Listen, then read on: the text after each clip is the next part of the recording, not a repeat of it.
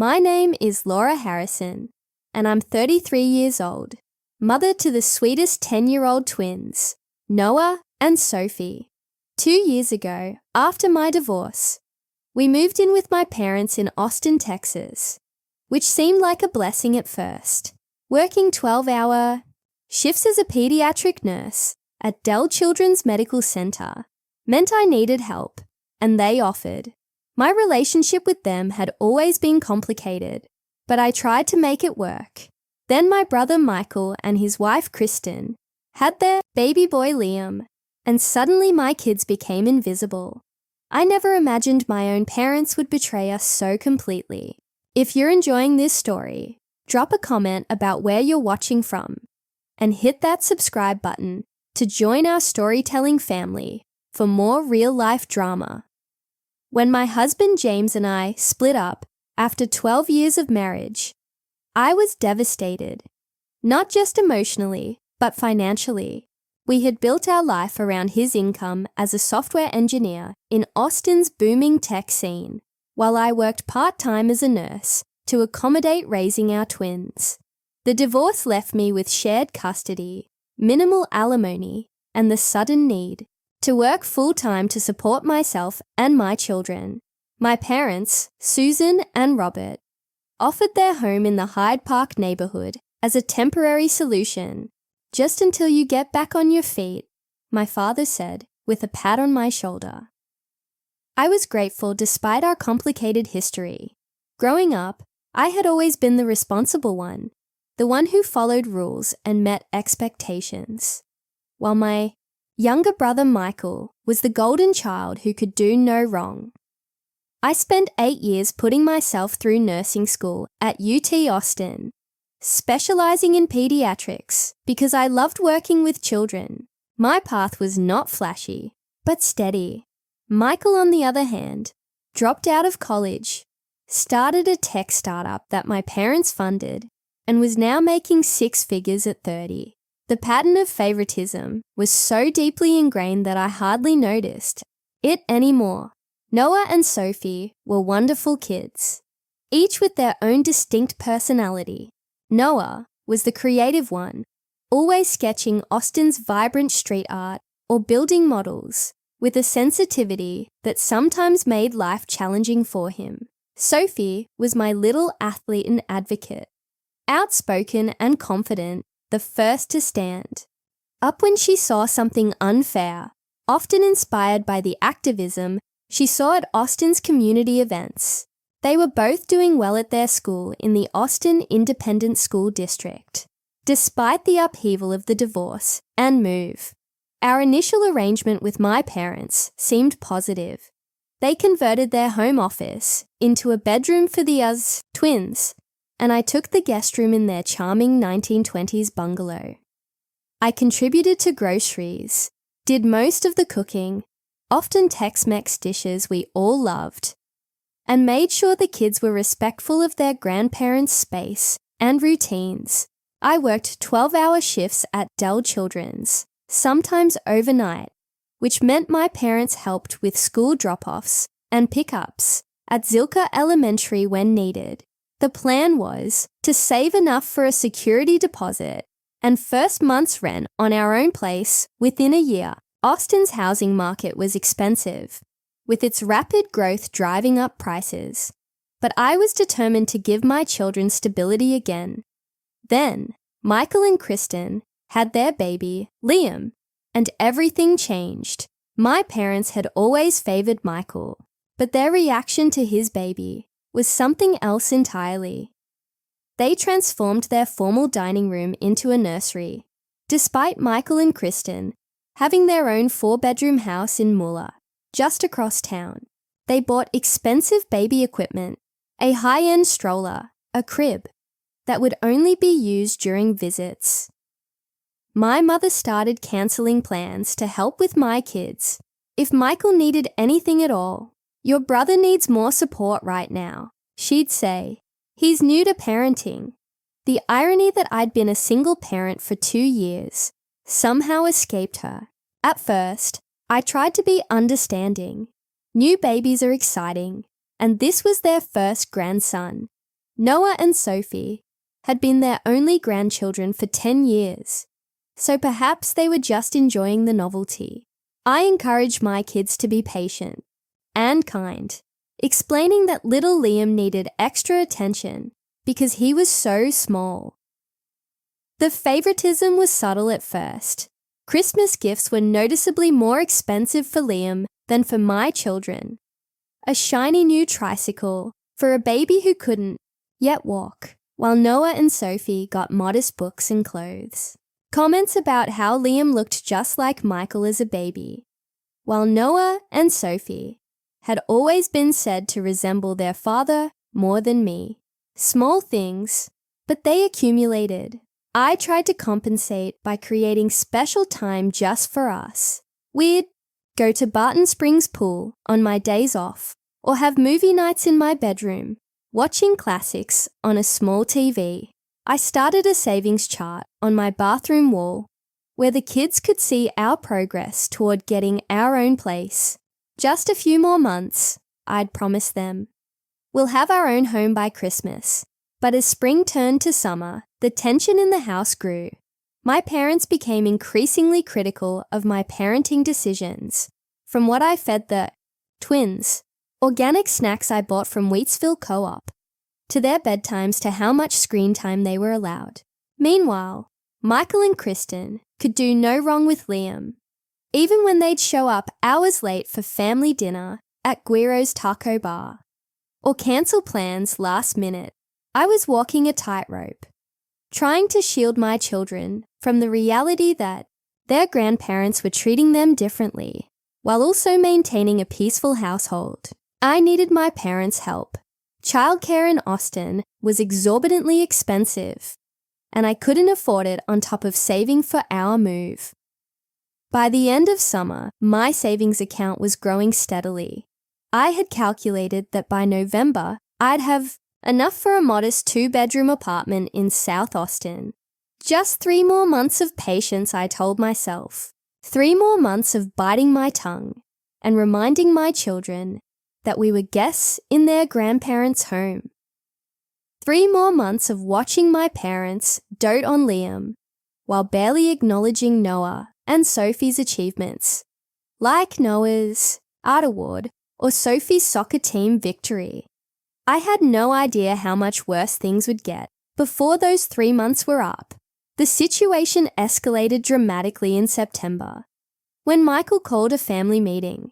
He and Kristen sat at my parents' kitchen table with baby Liam, dressed in an outfit that probably cost more than my weekly grocery budget from H-E-B. "We've got some exciting news," Michael announced, looking at our parents rather than at me. "We're finally doing that major renovation on our house, the one we've been talking about for ages." My mother clasped her hands together. "That's wonderful, sweetie. The thing is," Kristen continued, bouncing Liam on her knee, "we'll need somewhere to stay during the construction. It should only be about 6 to 8 weeks." Before I could even process what was happening, my father was nodding enthusiastically. "You'll stay here, of course. We have plenty of room." I cleared my throat. "Actually, we're a bit tight on space already with the 5 of us." I gestured to myself, the twins, and my parents. My mother shot me a look. "Family helps family, Laura. It's only temporary." And just like that, the decision was made.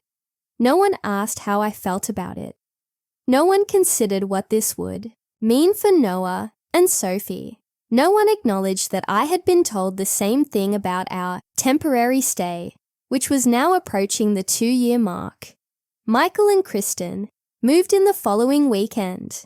My father helped them set up a portable crib in their room for Liam, though he had never once offered to help assemble the twins' beds. When we moved in, my mother cleared out an entire closet for Kristen's clothes, while my things had remained in suitcases for months before I eventually bought a small dresser for myself. The changes were immediate and jarring. Suddenly, Noah and Sophie were told to keep their voices down throughout the day because Liam is napping. Their toys, which had been limited to their bedroom, and a small corner of the living room were now considered clutter and repeatedly put away in boxes. The television, which they had been allowed to watch for an hour after school, was now perpetually tuned to the shows Kristen wanted to watch, often reality TV that filled the house with noise. One evening, I came home from a long shift to find Sophie sitting on the back porch, alone and upset. "What's wrong, honey?" I asked, sitting beside her. "Grandma said I was being too loud with my soccer ball in the backyard." She sniffled. But Liam wasn't even sleeping. He was in the living room with Aunt Kristen. She just didn't want to hear me practicing. That same week, Noah came home from school excited about an art project he'd been working on, selected to represent his class in a citywide exhibition at the Doherty Arts Center.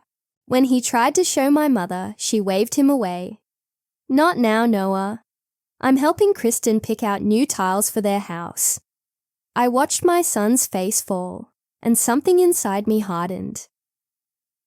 That night, after the kids were asleep, I tried to have a conversation with my parents. I understand that Michael and his family need help right now. I began carefully. But I'm concerned about how Noah and Sophie are being treated. They feel like they're not important anymore. My father frowned. "They're being oversensitive. Kids need to learn that babies require more attention. Liam isn't even here most of the day," I pointed out. "Michael takes him to daycare before he goes to work, and Kristen picks him up on her way home. Noah and Sophie aren't asking for attention during those hours." My mother sighed dramatically. "You always were jealous of your brother, Laura. I thought you'd have outgrown that by now." I was stunned into silence. Was that really how they saw me? As a jealous sibling, rather than a concerned mother? The situation continued to worsen. Kristen began rearranging items in the kitchen without asking, complaining about the healthy snacks I bought for the twins, and leaving her laundry in the machine for days. Michael acted as if he owned the house, inviting friends over for watch parties at Austin FC games, without checking if anyone else had plans to use the living room. One evening, I overheard Michael and my father discussing financial matters. "We might need to extend the renovation timeline," Michael was saying. "The contractor found some issues with the foundation." "Stay as long as you need," my father replied. "This is your home too."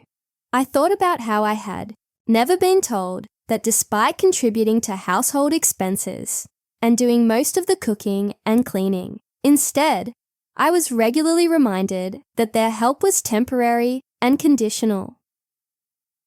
The breaking point came during a Sunday dinner in early October. My mother had prepared all of Michael's favorite foods, brisket and pecan pie, none of which my children particularly enjoyed. When Noah politely asked if there was anything else he could eat, my mother told him he was being ungrateful. "When I was growing up, we ate what was put in front of us," she said sternly. Later in the meal, Liam threw his entire plate on the floor, and everyone laughed indulgently. "He's just exploring his world," Kristen explained, making no move to clean up the mess. The double standard was so blatant that even my usually diplomatic son noticed. "How come Liam can throw food, but I can't ask for a sandwich?" he whispered to me. I had no good answer for him.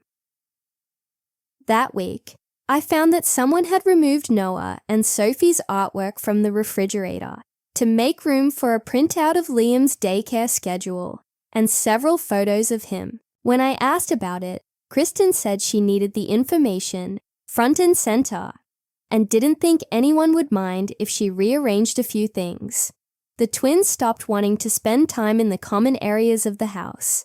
They retreated to their small shared bedroom, where they at least had some control over their environment. I started taking them to the Austin Public Library after school when I wasn't working, just to give them space where they weren't constantly shushed or criticized. A coworker, Jessica, noticed my stress during a particularly difficult shift.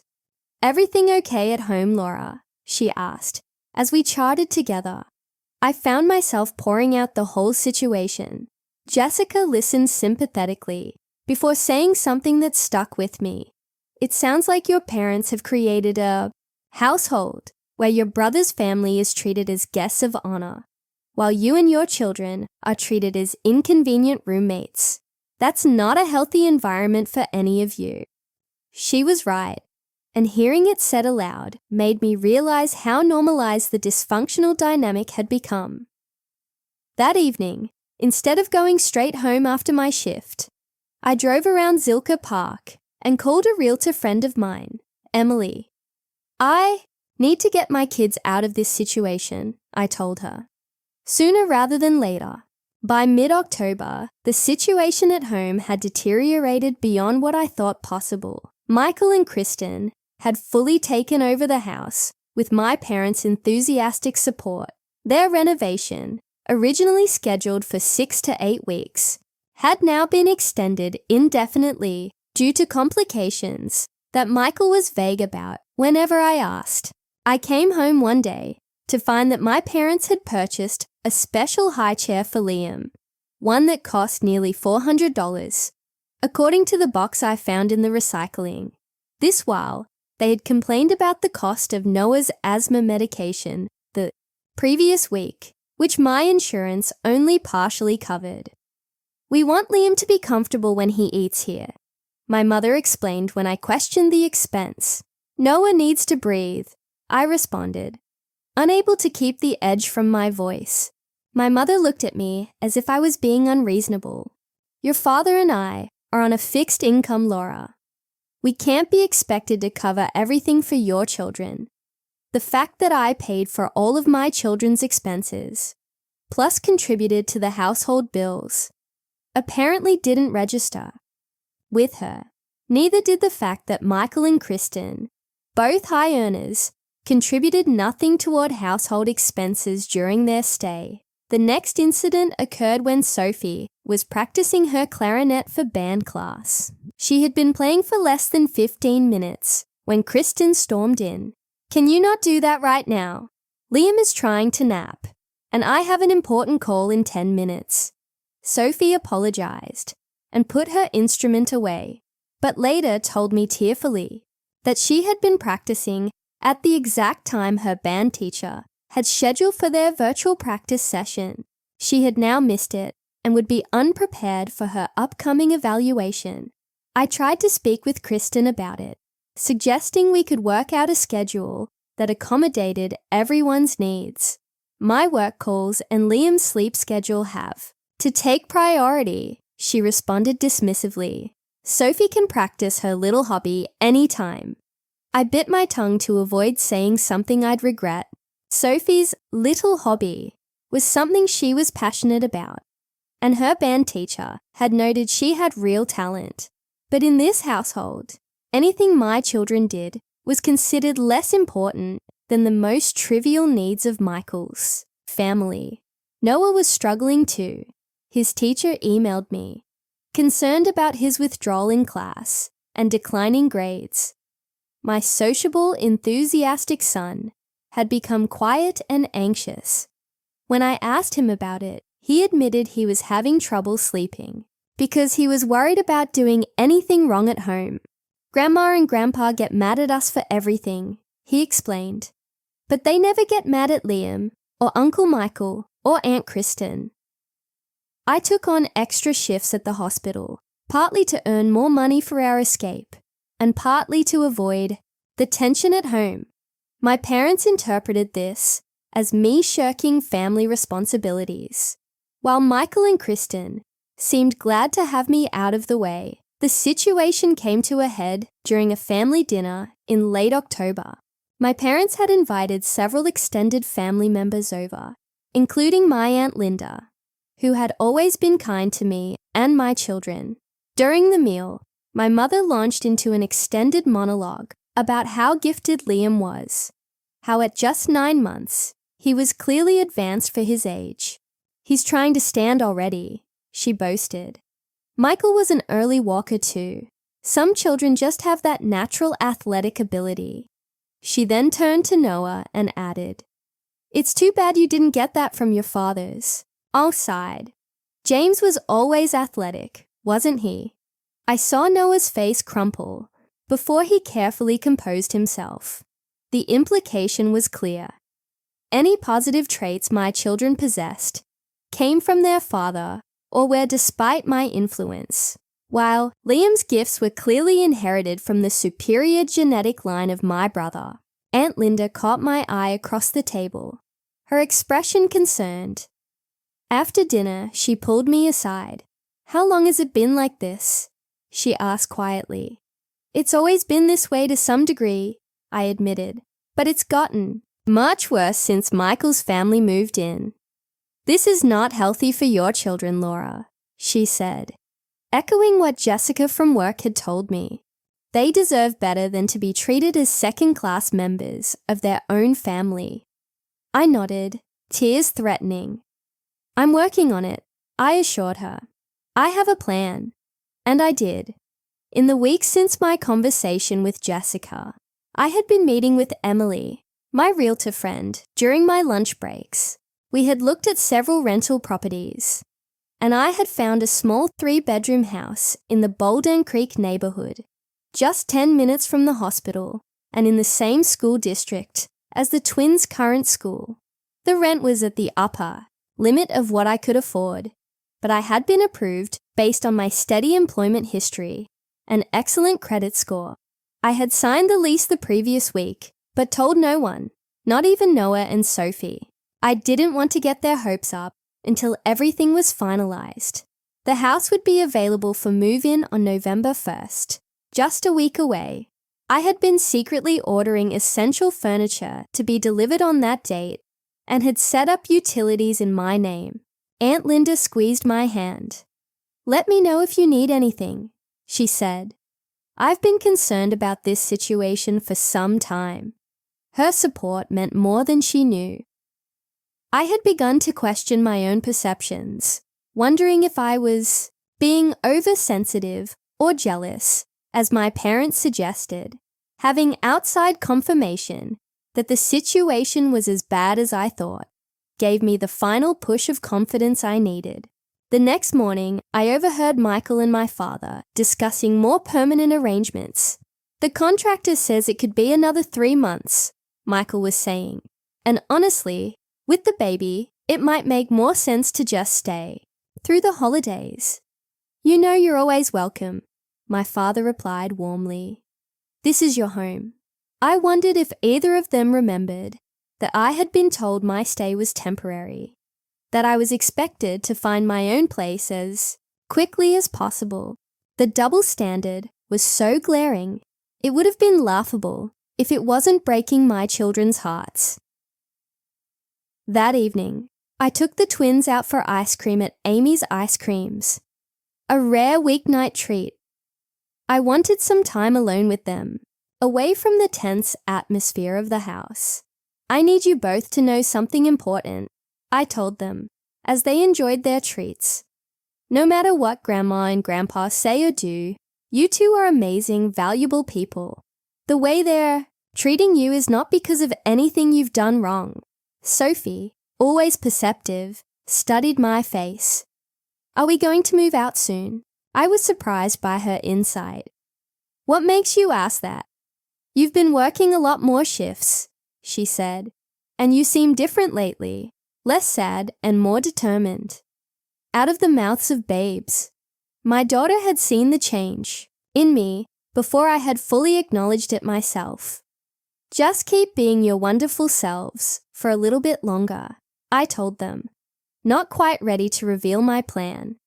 "Can you do that for me?" They both nodded, and I saw a flicker of hope in their eyes that had been missing for too long. When we returned home, Kristen was complaining loudly about the twins' backpacks being in the hallway, despite the fact that Liam's stroller, diaper, bag, and various toys were scattered throughout the common areas of the house.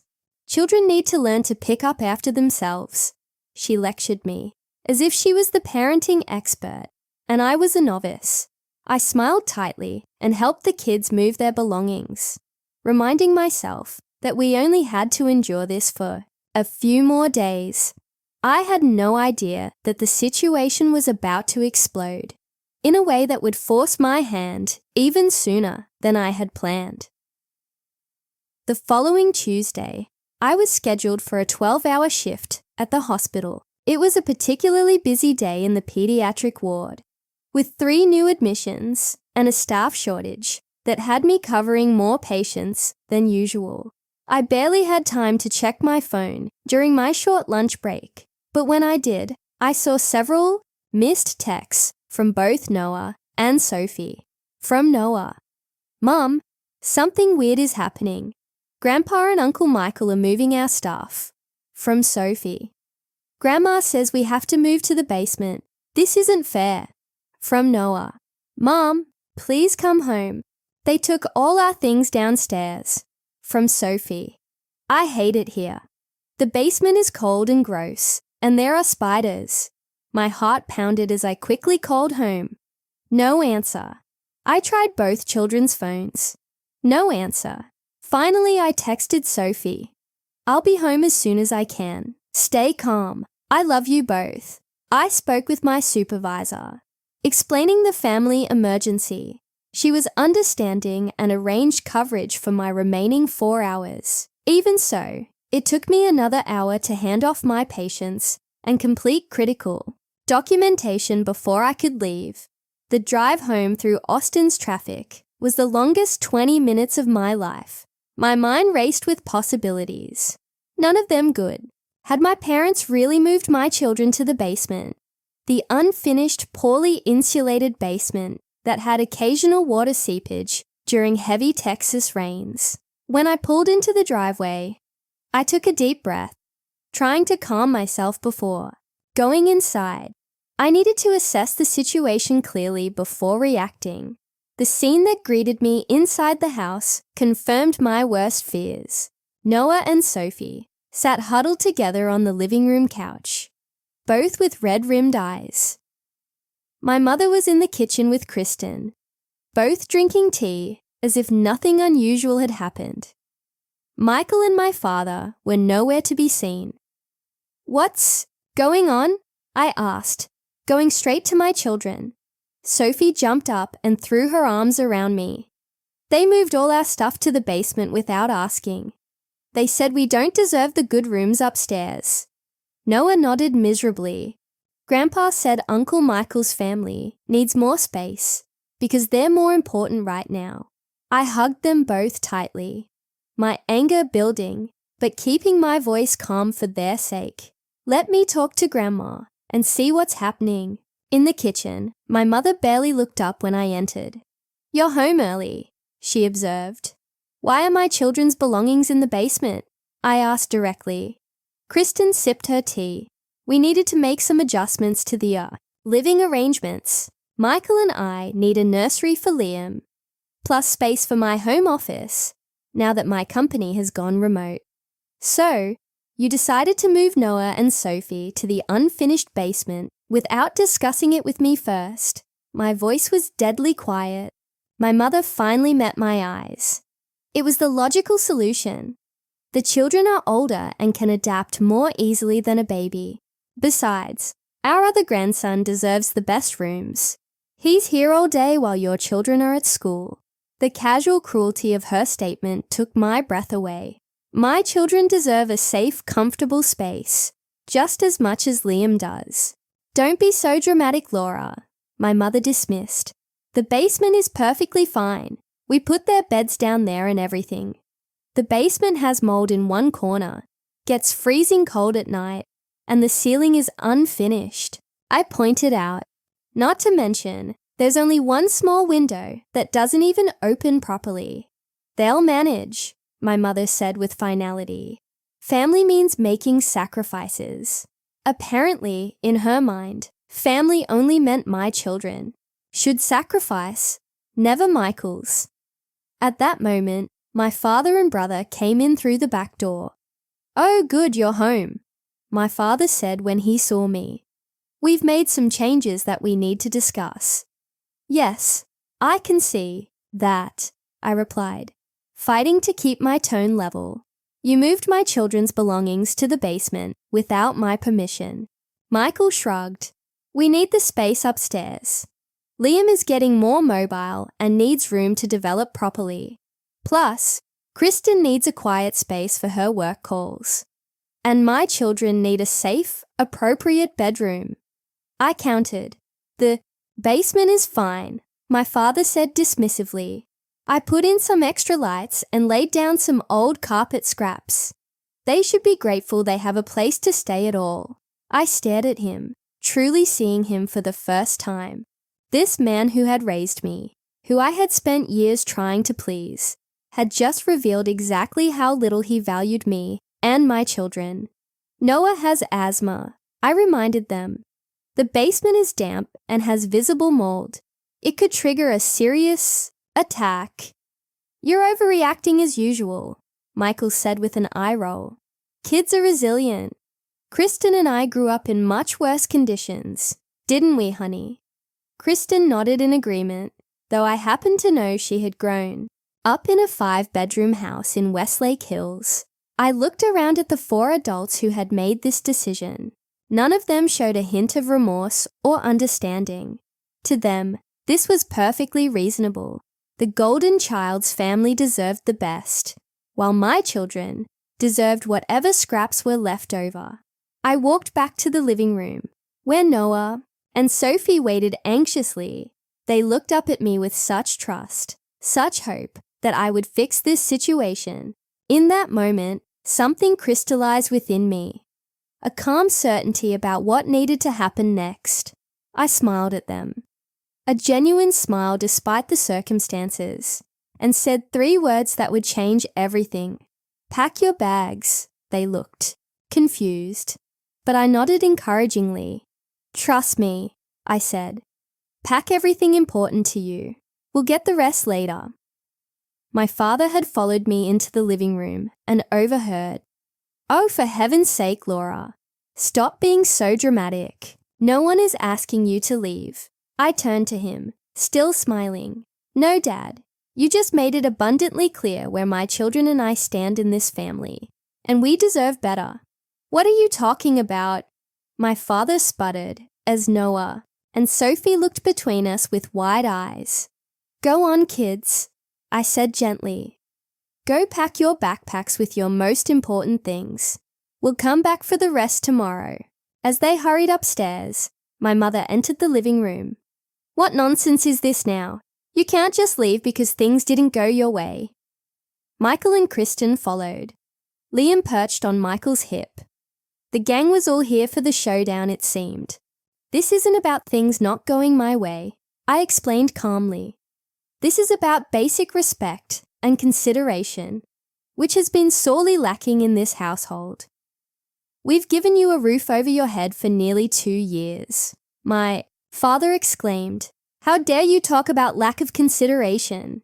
Yes, you have, I acknowledged, and I've been grateful.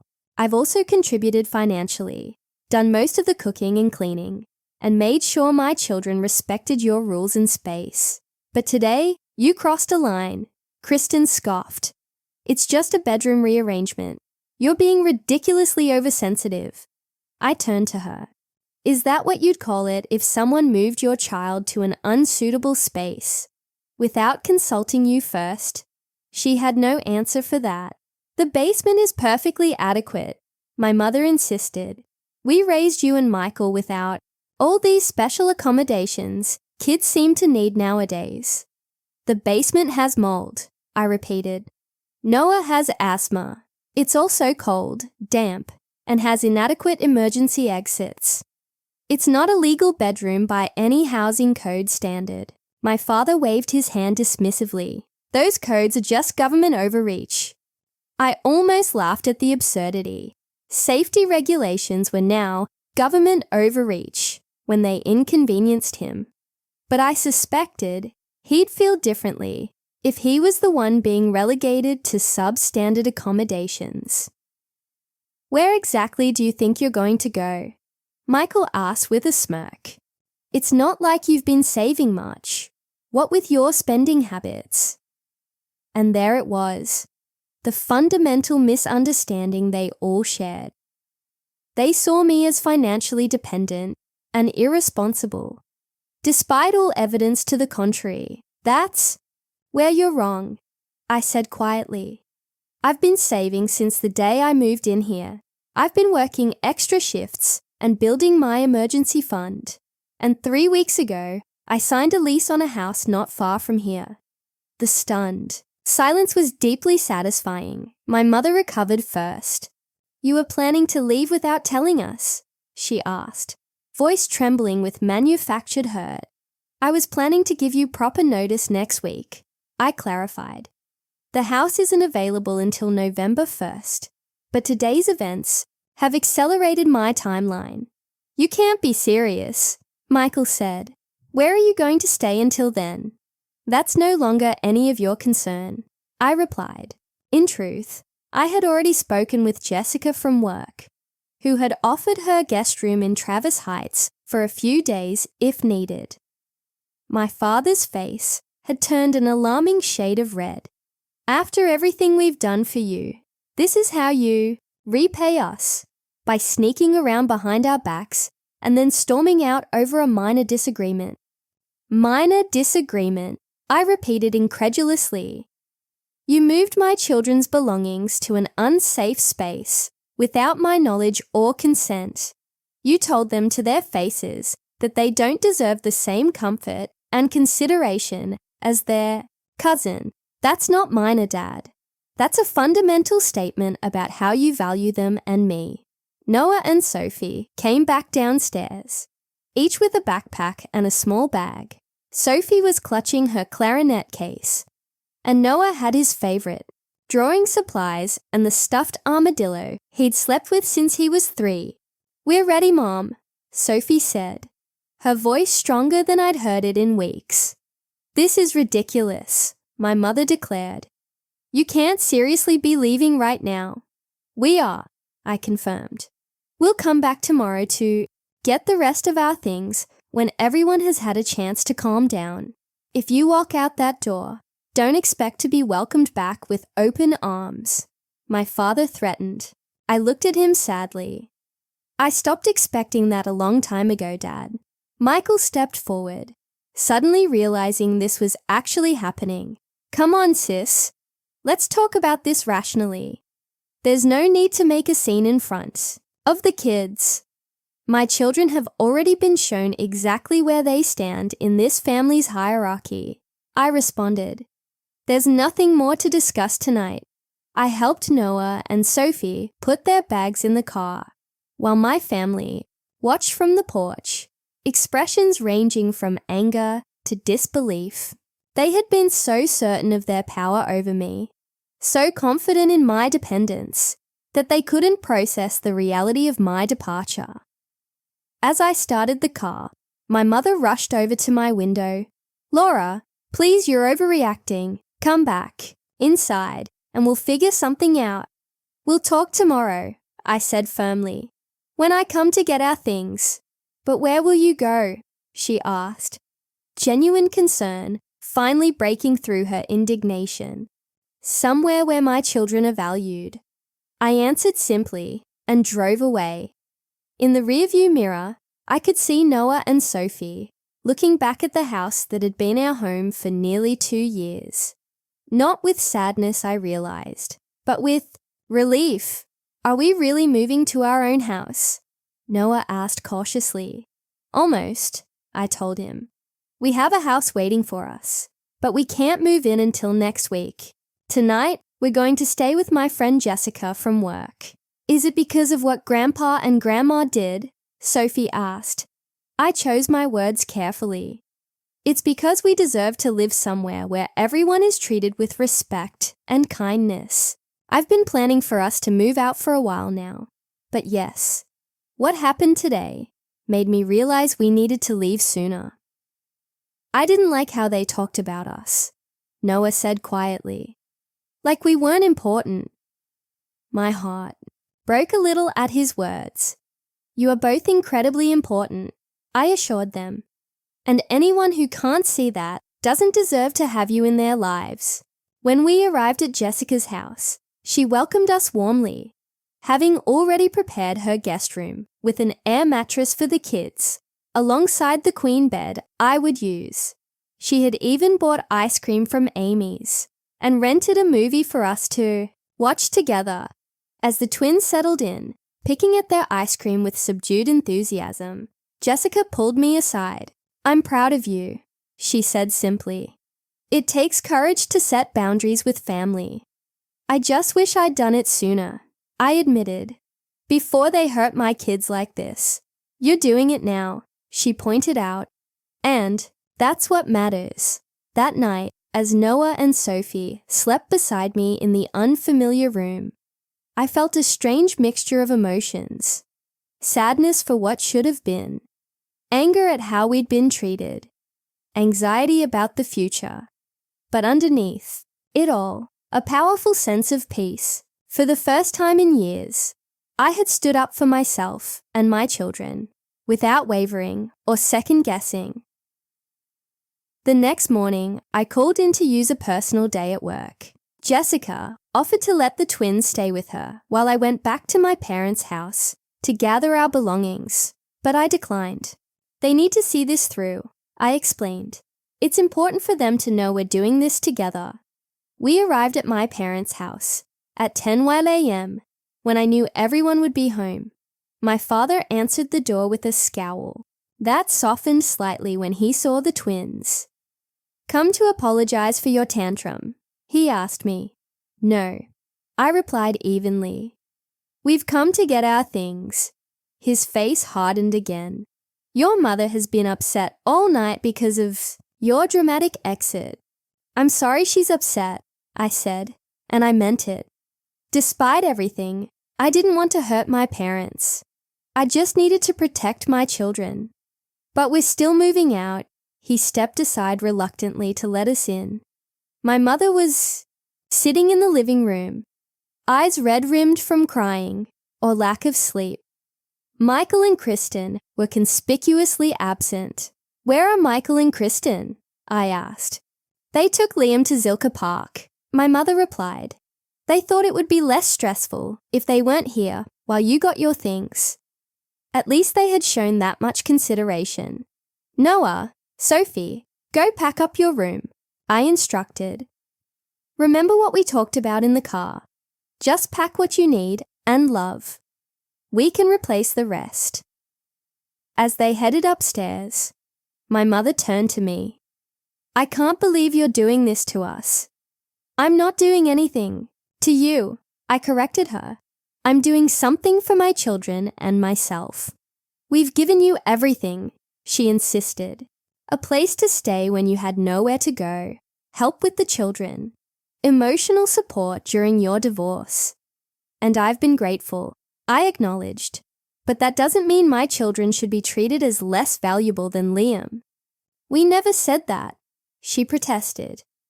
"You didn't have to say it. Your actions made it perfectly clear." My father joined us, pacing the room. "This is about Michael, isn't it? You've always been jealous of him." I shook my head. "This isn't about Michael. This is about Noah and Sophie being moved to an unsafe basement without my knowledge or consent. This is about you explicitly stating that Liam deserves the better rooms simply because he's Michael's son." "You're twisting our words," my mother accused. "Am I? You said, and I quote, 'Our other grandson deserves the best rooms.' What exactly did you mean by that, if not that my children deserve less?" She had no answer. I went upstairs to help the twins pack their belongings. Most of their clothes fit into 2 large suitcases I had brought. Noah carefully wrapped his favorite books and the robotics kit he'd received for his birthday. Sophie packed her soccer gear and the jewelry box her father had given her last Christmas. When we came back downstairs with the first load, my father was waiting by the door. "Where exactly are you going?" he demanded. "This mysterious house you claim to have rented." "We're staying with a friend until our house is ready next week," I explained. though I didn't owe him this information. "And how exactly do you plan to afford rent on your nurse's salary?" he asked skeptically. The condescension in his tone made something snap inside me. I put down the bags I was carrying and faced him directly. "Dad, I make $65,000 a year. As a pediatric nurse, I have excellent credit, minimal debt, and I've been saving systematically for nearly 2 years. I'm fully capable of providing for my family without your help." He looked genuinely surprised. It occurred to me that he had no idea what I earned or how I managed my finances. He had simply assumed I was struggling financially because that fit his narrative about me. "The rental market is extremely tight right now," my mother interjected. "How did you even find a place?" "I've been looking for months," I said. "I have friends and connections. Just because I didn't tell you about my plans doesn't mean I didn't have them." We made several trips to load everything into my car. My parents watched silently, the reality of our departure finally sinking in.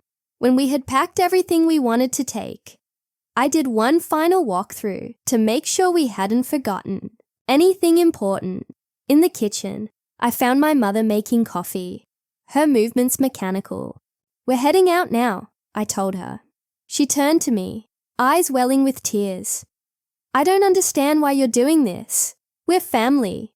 "Yes, we are," I agreed. "And that's why this hurts so much. Family should make each other feel valued and respected. Noah and Sophie haven't felt that here for a long time." "That's not true," she protested weakly.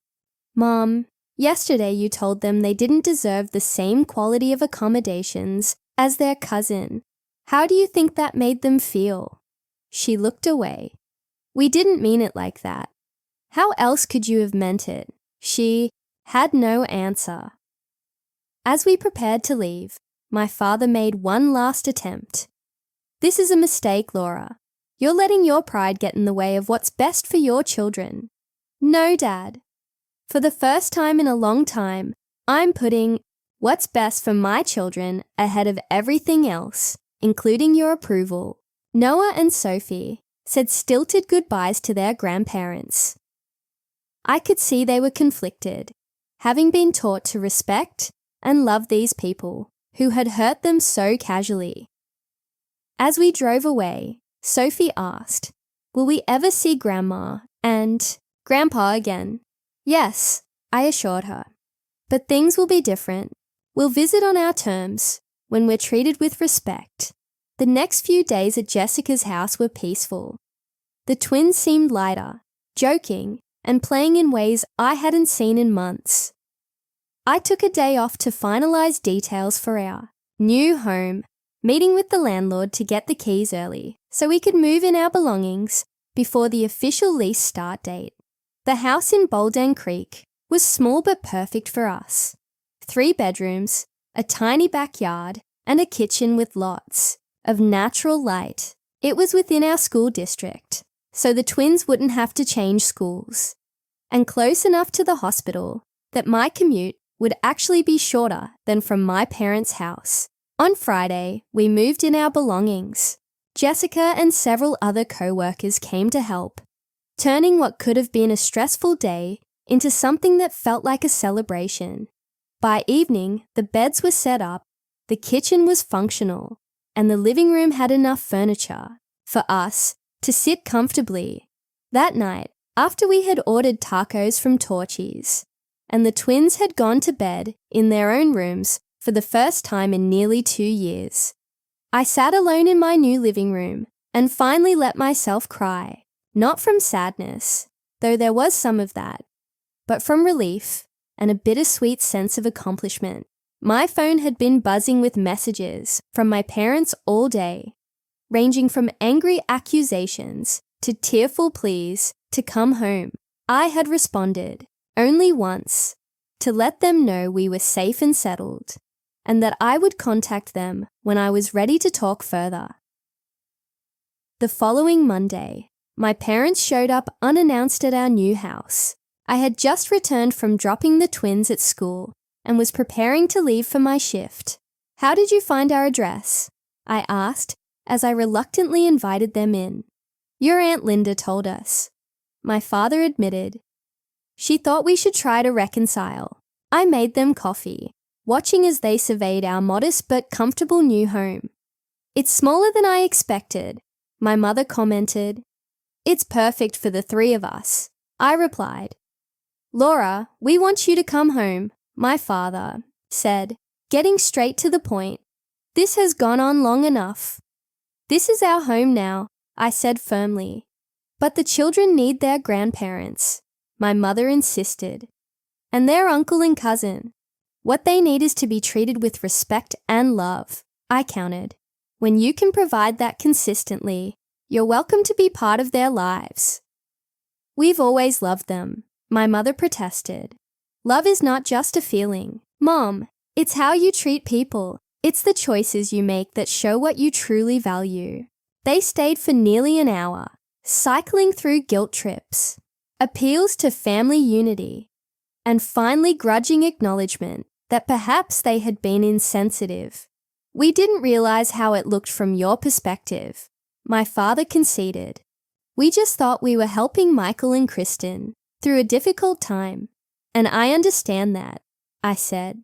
"But you helped them at the expense of my children's well-being and safety. That's something I can't overlook." When they left, we had reached a tentative understanding. They would respect our new living situation, and we would visit for Sunday dinner in 2 weeks. It was a small step, but it was something. Over the next several weeks, news of our departure spread through the extended family. Most were supportive, having witnessed the favoritism firsthand at various family gatherings, like barbecues at Ladybird Lake. Aunt Linda, in particular, became a regular visitor, bringing homemade kolaches and genuine interest in the twins' lives. At work, I received an unexpected opportunity, a promotion to charge nurse on the pediatric floor at Dell Children's, with a significant salary increase. The hours would be more regular, with fewer overnight shifts, giving me more time with Noah and Sophie. Meanwhile, I heard through the family grapevine that Michael and Kristen were having difficulties, without me there to help with households, chores and childcare in a pinch. They were finding it challenging to manage their own responsibilities. My mother, now in her 60s, was tired from trying to keep up with an active baby while also maintaining the house without my assistance. When we did attend that Sunday dinner 2 weeks later, the atmosphere was strained but civil. Michael and Kristen were notably less smug, perhaps finally realizing that my presence had actually made their lives easier in ways they had taken for granted. Most importantly, Noah and Sophie were happier than I had seen them in years. Noah's teacher reported that his focus and participation had improved dramatically, and Sophie was thriving in her clarinet lessons, practicing daily in her own room without fear of being shushed or criticized. One evening, as I tucked Sophie into bed, she said something that confirmed I had made the right decision. "I like our house, Mom," she said sleepily. "I feel like I can breathe here." Out of all the validation I could have received, my daughter's simple statement meant the most. We had created a home where my children could breathe freely, both literally and figuratively, and that was worth everything we had gone through to get here. 6 months after our abrupt departure from my parents' home, our lives had transformed in ways I could scarcely have imagined. Our small rental house in Boldan Creek had become a true home, filled with laughter, artwork on the refrigerator, and the comfortable chaos of family life. Noah and Sophie had blossomed, their confidence returning as they settled into an environment where they were valued and respected. My promotion to charge nurse had come with not only a better schedule and increased salary, but also new responsibilities that challenged and fulfilled me professionally. For the first time in my adult life, I felt like I was thriving rather than just surviving. Our relationship with my parents had evolved into something cautiously cordial. The Sunday dinners had become a monthly tradition, with clear boundaries established and mostly respected. My mother had slowly begun to acknowledge the favoritism that had pervaded our family dynamics, though my father still struggled to see his role in what had happened. "I've been thinking a lot about last fall," my mother said, during one of her visits to our home. She had started coming by, occasionally on her own without my father. I didn't realize how much we were hurting Noah and Sophie. "What made you see it?" I asked, genuinely curious about her evolution. She sighed, looking older than her years. "After you left, nothing was the same. Michael and Kristen stayed for another month, but without you there, I was overwhelmed trying to maintain the house and help with Liam. I started to realize how much you had been doing, how much I had taken you for granted. It was the closest thing to an apology I had received, and I accepted it as such. And then," she continued, "Michael and Kristen started arguing all the time about childcare, about the renovation that never seemed to end, about money. They moved back to their house before Christmas, even though the work wasn't finished. I wasn't surprised. Michael and Kristen had always presented a united front in public, but I had glimpsed cracks in their relationship. Without the buffer of my parents' constant approval and my practical support, those cracks had apparently widened. How are they doing now?" I asked, more out of politeness than genuine concern. "They're in couples counseling," my mother admitted. "Your father thinks it's nonsense, but I think it might help them. Kristen went back to work full-time, and they're struggling with the childcare arrangements." I nodded, feeling a twinge of sympathy. Despite everything, parenting was challenging under the best circumstances, and their relationship had never seemed built on the strongest foundation. The most significant change, however, was in my children. Noah's anxiety had all but disappeared, and his natural creativity had re-emerged. He had joined an after-school art program at the Dougherty Art Centre and was thriving under the mentorship of a patient teacher who recognized his talent. Sophie had made the advanced band at school and was talking about trying out for the soccer team in the spring, inspired by watching Austin FC games. One evening, as we sat together working on a puzzle, a quiet family ritual we had established in our new home, Sophie broached the subject of her grandparents. "Mom, why do you think Grandma and Grandpa treated us differently than Liam?" she asked carefully, fitting a piece into place. I considered my response carefully. I think people sometimes have fixed ideas about others that make it hard for them to see clearly. Grandma and Grandpa always saw Uncle Michael as special and deserving of extra attention. When he had Liam, they transferred those feelings to him. "But we're their grandchildren too," Noah pointed out. "Yes, you are," I agreed. "And they do love you. They just didn't know how to show it equally or fairly." "Is that why we left?" Sophie asked. "Because they weren't fair. We left because everyone deserves to be treated with respect and kindness," I explained. When that wasn't happening, we needed to create our own space where we could all thrive. Noah nodded thoughtfully. "I like it better here anyway. At Grandma and Grandpa's house, I always felt like I was in the way." "You are never in the way here," I assured him. "This is your home, and you belong here exactly as you are." The conversation shifted to other topics, but I was struck by how maturely they were processing what had happened. Children were remarkably resilient when given safety, consistency, and honest communication. In April, an unexpected opportunity arose. A small 3-bedroom house in our Bolden Creek neighborhood went up for sale, priced just within my reach, thanks to my promotion and careful saving. After consulting with a mortgage broker and reviewing my finances, I made an offer. To my surprise and delight, it was accepted. Becoming a homeowner had been a distant dream when we left my parents' house, something I hoped for in the nebulous future. Now, less than a year later, it was becoming reality. The house needed some cosmetic updates, but was structurally sound and in a great location, just blocks from South Congress Avenue's vibrant shops and restaurants. Most importantly, it would be ours. When I shared the news with the twins, their excitement was contagious. They immediately began planning how they would decorate their rooms, what color we should paint the front door. Sophie wanted teal, and where we would plant a garden in the small backyard. Can we get a dog once we move in? Noah asked hopefully. We'll see, I replied, not ready to commit, but warming to the idea.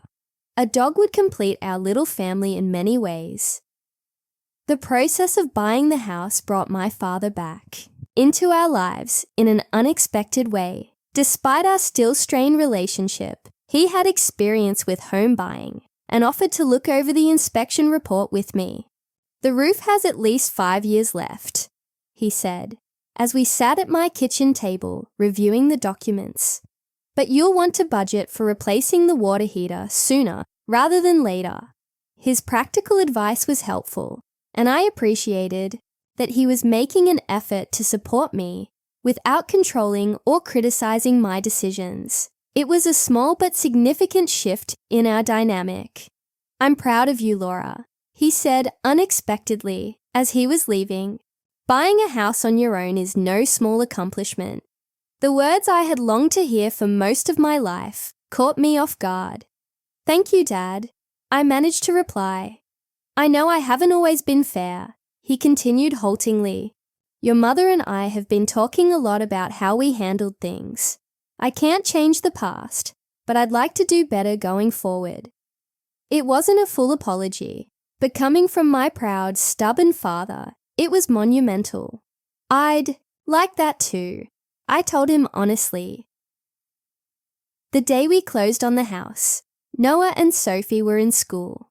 I signed the papers alone, but took a photo of the keys to show them when they got home. As I stood in the empty living room of our new house, my house, I felt a surge of emotion so powerful, it brought tears to my eyes. 2 years ago, I had been a newly divorced mother, uncertain about my future and dependent on my parents' conditional support. Now, I was a homeowner, advancing in my career, and most importantly, providing my children with the stable, loving home they deserved. We moved into our new home on a sunny Saturday in May, with help from friends, colleagues, and, yes, even my parents. The atmosphere was celebratory as we arranged furniture, unpacked boxes, and ordered pizza from Home Slice for everyone who had helped. By evening, when only my parents remained, we sat together on my new back porch, watching Noah and Sophie explore the yard. This is a good home, my mother said quietly. You've done well, Laura. Thank you, I replied, accepting the compliment without qualification or doubt. As the sun set on our first day in our new home, I reflected on the journey that had brought us here. The pain of that October day, when my children had been deemed less worthy than their cousin, had transformed into the catalyst for positive change. Sometimes the greatest betrayals lead to the most necessary departures. What had seemed like an ending, the day we packed our bags and left my parents' house, had actually been a beginning of self-respect, of true independence, of showing my children what it meant to stand up for yourself and for those you love. Family, I had learned, was not just about blood or obligation. It was about mutual respect, consistent kindness, and the choice to value each person for who they truly were. My children and I had created our own family unit, strong and supportive, and we had opened our circle to include those who treated us with the dignity we deserved. As I tucked the twins into bed that night in their very own rooms, in our very own house, I felt a deep sense of peace. We had come through the storm and found ourselves on solid ground at last. Have you ever had to make a difficult decision to protect your family's well-being? I'd love to hear your stories in the comments below. If this resonated with you, please give this video a thumbs up and subscribe to hear more real-life stories of overcoming family challenges. Remember, sometimes the bravest thing you can do is pack your bags and create the life you and your children deserve. Thank you for listening, and may you always find the courage to stand up for what is right, especially when it's difficult.